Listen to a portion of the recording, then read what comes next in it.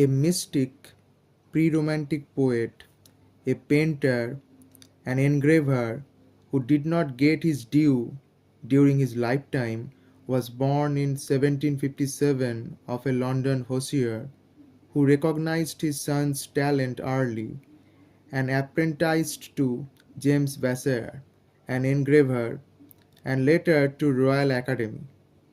He was employed as an engraver by the bookseller J. Johnson. He married Catherine Boucher, who became his lifelong companion. In 1783, he published his first volume, Poetical Sketches. Next year, he set up a print shop at 27 Broad Street and at the same time wrote the satirical An Island in the Moon.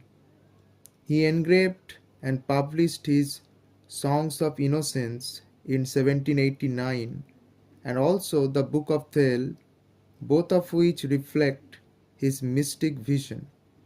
The Book of Thel presents the maiden Thel lamenting transience and mutability by the banks of the river of Adona. However, the poem ends in ambiguity. The Marriage of Heaven and Hell, his principal prose work, is a book of paradoxical aphorisms. The revolutionary works, The French Revolution, America a Prophecy, develop his attitude of revolt against authority, combining political fervor with visionary ecstasy. Urizen, the deviser of moral codes, and Orc, the Promethean arch rebel, emerge as principal characters in cosmology.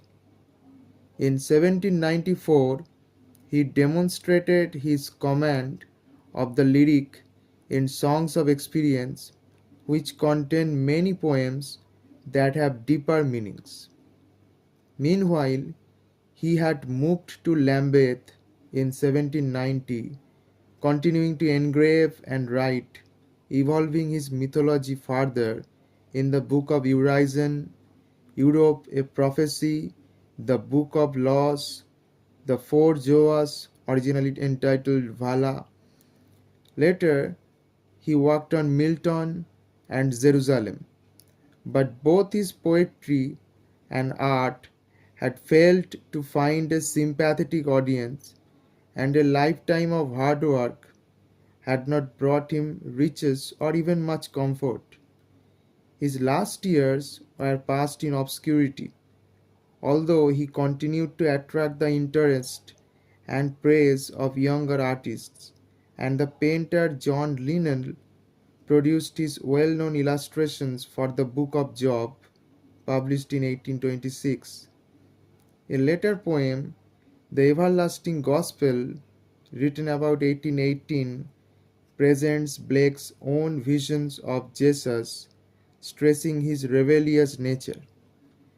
Due to his obscure, ambiguous mysticism, he was termed insane, though gifted. It was not until Gilchrist's biography of 1863 that interest in Blake began to grow. In 1893, W. B. Yeats, a devoted admirer, produced with E. J. Ellis a three-volume edition with a memoir and an interpretation of mythology, and the 20th century saw an enormous growth in interest. His prophetic books, once dismissed as incoherent, are now claimed by many as works of integrity as well as profundity. His preference to imagination, to reason and rationality is re evaluated.